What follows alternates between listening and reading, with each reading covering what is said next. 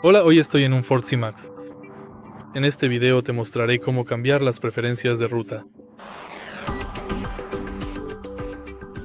Al principio, echa un vistazo a la pantalla de visualización. Ve a navegación, menú, configuración de navegación y preferencias de ruta.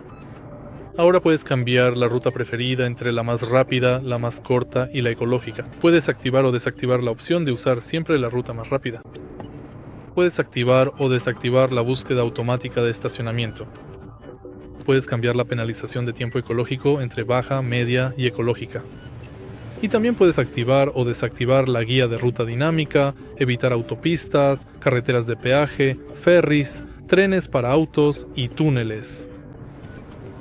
Y básicamente eso es todo. Si este video te ha resultado útil, por favor deja un like, comenta y suscríbete.